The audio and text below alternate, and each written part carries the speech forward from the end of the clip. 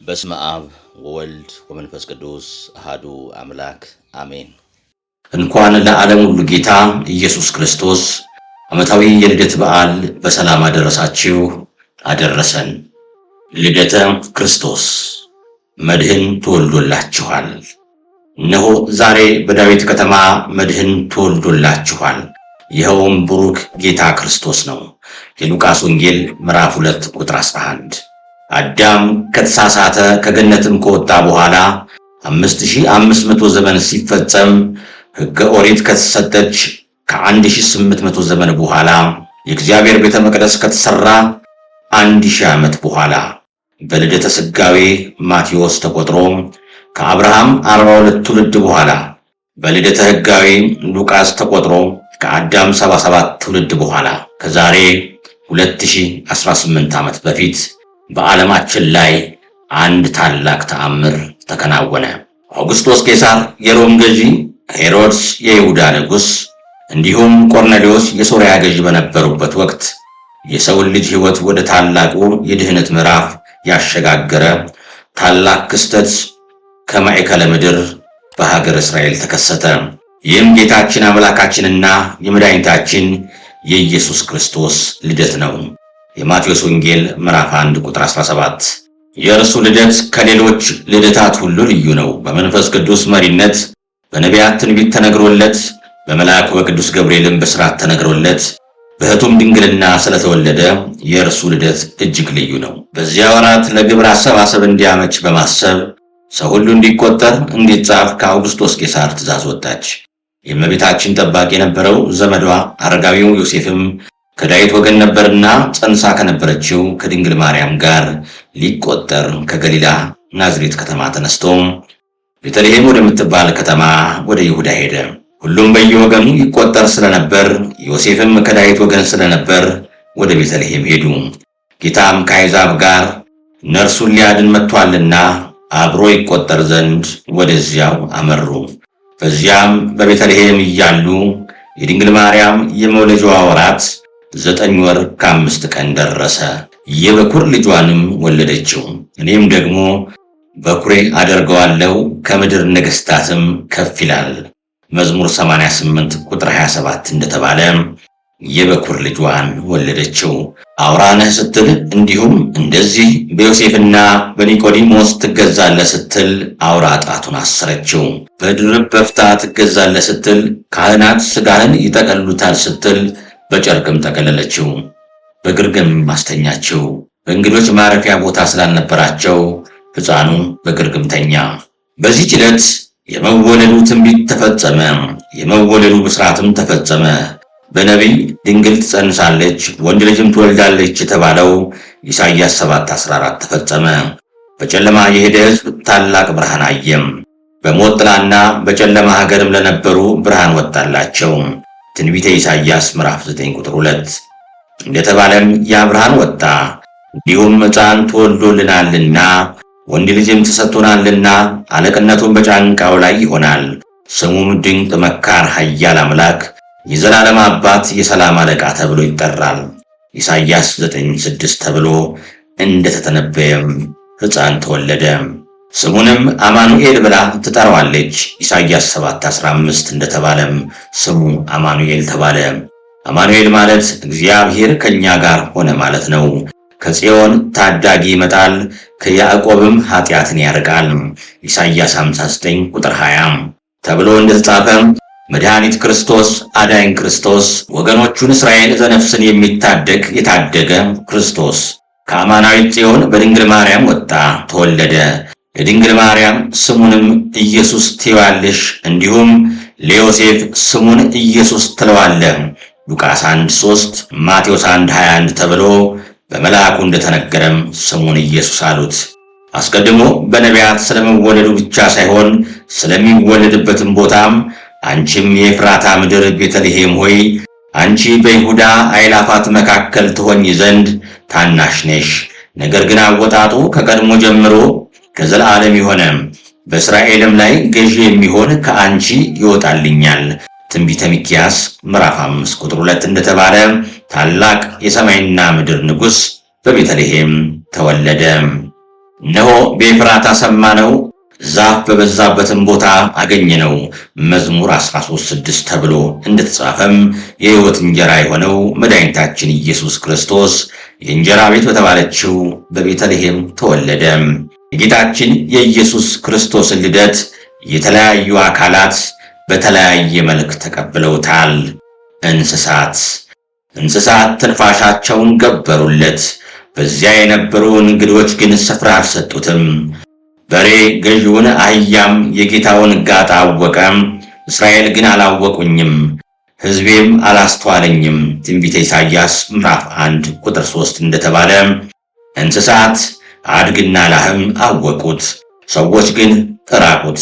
በእንስሳት በግርግም መተኛቱ የትሕትናው ጥግ ነው። ወራሹ ሕፃን ሳለ ለሁሉ ጌታ ሲሆን ከአገልጋይ የሚለይ አይደለም። ገላትያ 4:1 እንደተባለ ንጹሕ ባህሪ የእግዚአብሔር በግ ኢየሱስ ክርስቶስ በጎች በሚያጥቡበት በበረት ተኛ። በቀዝቃዛ ተስፋ በቆረጠ ልብ፣ በጨለማ ብርሃን በሌለው ኃጢአተኛ ልብ፣ ንጹሕ ባልሆነ ኃጢአት ባጎሳቆለው ልብ ቦታ ተወለደ፣ አደረ። የሰማይ መላእክት ልደቱን ለእረኞች አበሰሩ። ነገሥታትን ጥበበኞችን ወደ ቤተልሔም መሩ። በጌታ ልደት መላእክት ከሰው ልጅ ጋር አብረው ዘመሩ። በዚያ አገር እረኞች ነበሩ፣ ሌሊቱንም ተግተው መንጋቸውን ይጠብቁ ነበር። እነሆም የእግዚአብሔር መልአክ ባጠገባቸው ቆመ፣ የእግዚአብሔርን ብርሃን በዙሪያቸው አበራ፣ ታላቅ ፍርሃትንም ፈሩ።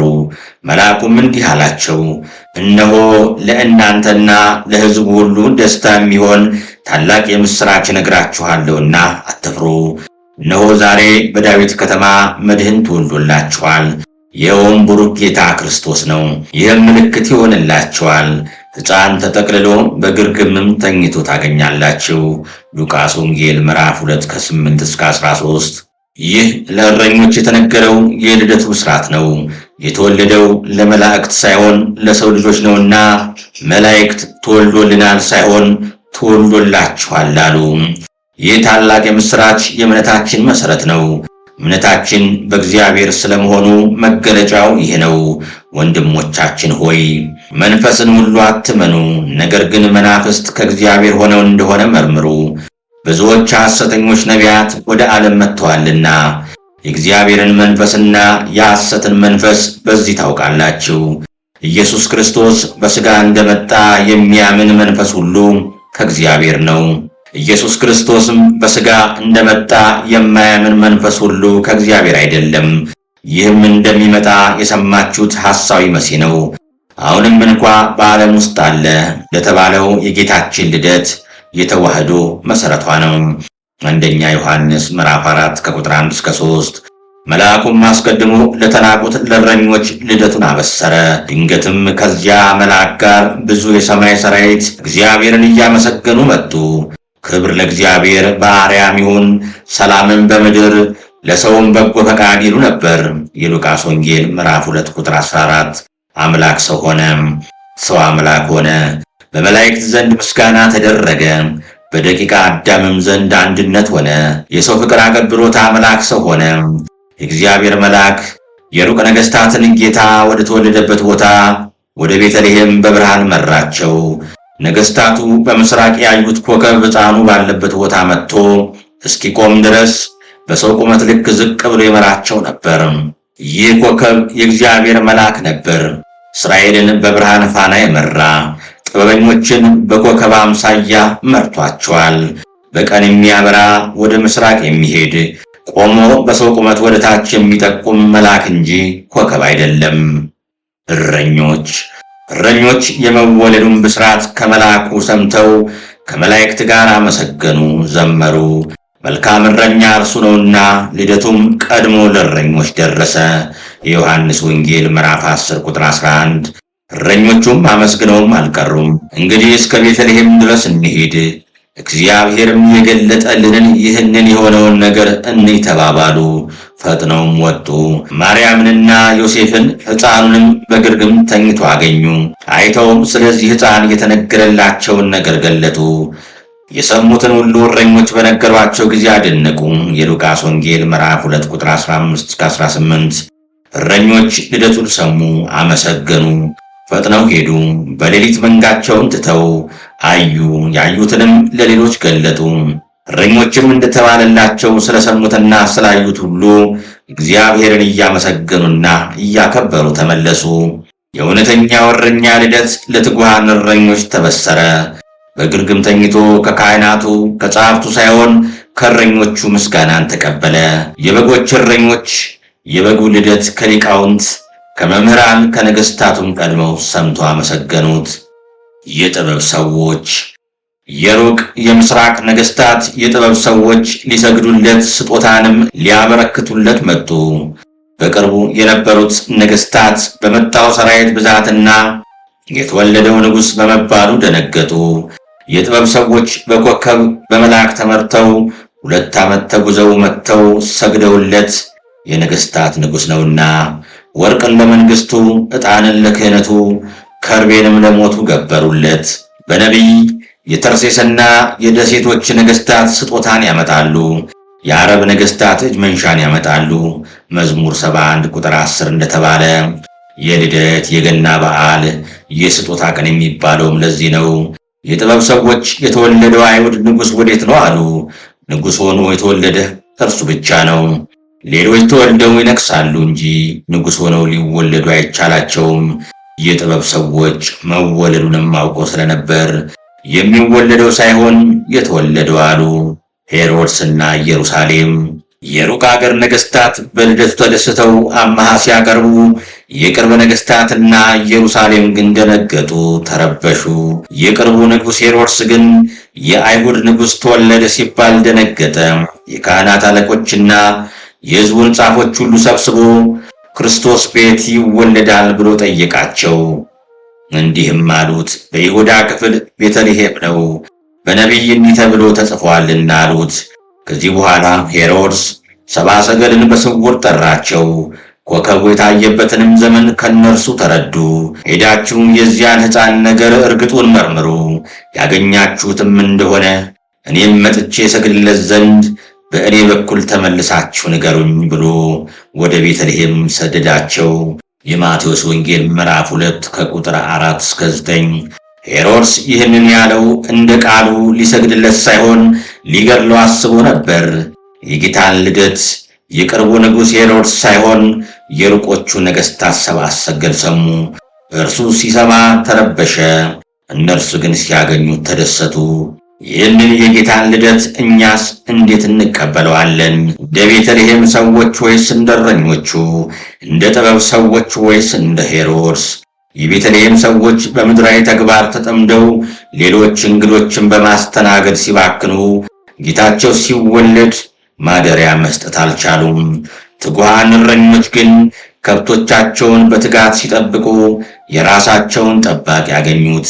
እኛም በተግባረ ሥጋ ብቻ ተጠምደን ቤተ መቅደስ የተባለ ሰውነታችንን ለጌታችን ማደሪያ ከመሆን ከልክለን እንግዳ የተባለ ኃጢአት፣ እንግዳ የተባለ የዲያብሎስ ፍሬ እንዲሰለጥንብን መፍቀድ የለብንም።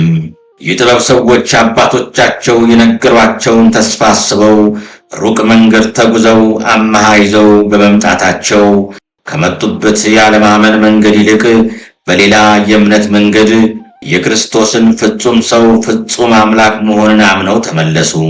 የማቴዎስ ወንጌል ምዕራፍ 2 ቁጥር 12። በኢየሩሳሌም የነገሰ ሄሮድስና እረኝነታቸውን ረስተው በምድራዊ ተንኮል ተጠምደው ሰማያዊ ተግባራቸውን የረሱት የአይሁድ አለቆች ግን በተስፋይቱ ምድር ተቀምጠው የጌታቸውን መወለድ ለመስማት አልታደሉም። ሲሰሙም ለክፋት እንጂ ለድህነት አልተጠቀሙበትም። እኛም እንደ ጥበብ ሰዎች አባቶቻችን ያስተማሩንን የክርስቶስን ከሁለት አካል አንድ አካል ከሁለት ባህሪ አንድ ባህሪ ሆኖ በሥጋ ማርያም የመገለጥ ፍቅር እያሰብን እንደ ጥበብ ሰዎች አምሃ ልናቀርብለት ይገባል። ለእግዚአብሔር የምናቀርበው አምሃም ቅዱስ ጳውሎስ እንዳስተማረን ቤተ መቅደስ የተባለ ሰውነታችንን እንዲሁም በእውቀትና በእምነት የታነጸ አገልግሎታችንን ነው። ሮሜ ምዕራፍ 12 ቁጥር 1። ሄሮድስና የአይሁድ አለቆች በተስፋይቱ ምድር በቅድስት ቤተ ክርስቲያን ተቀምጠን ከእግዚአብሔር ጸጋ ተለይተን እንዳንጣል ልንተጋ ያስፈልጋል። ለዚህም አብነታችን የጌታችን የመድኃኒታችን እናት የቅዱሳን ነቢያት ተስፋ ፍጻሜ እመቤታችን ቅድስት ድንግል ናት። እርሷ የተደረገውን ሁሉ በልቧ እያሰበች በአንክሮ ተጠብቀው ነበርና የሉቃስ ወንጌል ምዕራፍ 2 ቁጥር 9 የዓለም መድኃኒት መወለዱን፣ የነቢያት ትንቢት መፈጸሙን፣ የመላእክትን ምስጋና፣ የእረኞችን ምስጋና፣ የጥበብ ሰዎችን ምስጋና፣ ስግደትና ስጦታ በልቧ አኖረችው። የምስጢር መዝገብ ናትና እርሷ በልቧ ያኖረችው ነው ለእኛም የደረሰን። በዚህ ሁሉ እግዚአብሔር ለእኛ ያለውን ፍቅር እንረዳለን።